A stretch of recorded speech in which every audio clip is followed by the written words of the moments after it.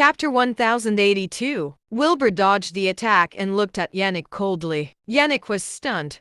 He did not expect Wilbur to be so agile. The security guards immediately disabled the safety lock and aimed at Wilbur. Sophie quickly said, "Don't shoot. We'll do it." Yannick scoffed coldly and walked around Wilbur, commenting slowly, "Nice moves. I was a mercenary, so I can handle you people." Wilbur did not lie. Technically, he was a mercenary, and he also founded the famous Abyss Mercenaries. Yannick pondered when he heard that. Suddenly, Wilbur knocked a security guard unconscious, then he snatched his gun away. The other security guard did not react in time, so Wilbur knocked him unconscious with the barrel of the gun. Then, he pointed the gun at Yannick and said coldly, "You can't threaten me with this nonsense." Sophie instantly looked nervous. She looked at Wilbur slightly furiously. Yannick was stunned. Then he laughed out. More than 10 armed guards appeared at the same time. They were pointing their guns at Wilbur. There were more gunners that could be seen on the second floor, and snipers were also involved. Yannick sneered coldly and said, "Are you sure you want to make a fuss in a place like this? Don't you think that you'll be beaten red and blue if I just signal with a cough?" Wilbur was stunned for a moment.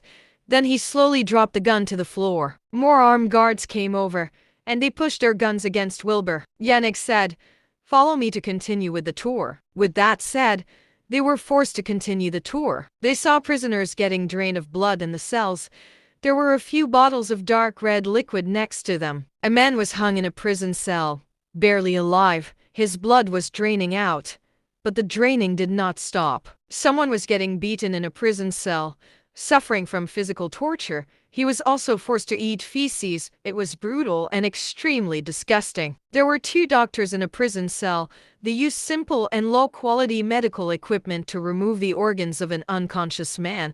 It was frightening to look at. Yannick looked at them after showing them around. He asked coldly, "What do you think?" Sophie lowered her gaze and replied in a cautious tone, "I'll do it. I'll do anything." Yannick looked at Wilbur. Wilbur frowned and asked, "What exactly do we need to do?" Yannick laughed and replied, "You can be a small leader of a security squad because of your skills. You'll be paid $20,000 each month until you clear your debt. How about it?" "That sounds fine," agreed Wilbur. Yannick ordered his subordinates to confiscate their phones and identifications. Then, he laughed and said, "Follow me." They were led by Yannick, and they arrived at another building. It had a spacious lobby with hundreds of computers. There were many men and women who were making calls in front of the computers or in the middle of conversing with someone. Over then, armed guards paced around them as they supervised the callers. Yannick looked at Sophie and said, "Your job is to make scam calls. You'll be trained in how to do your work. You'll be free when you earn $500,000. You may continue if you decide to do so by then. The scammed money will be split equally from then on.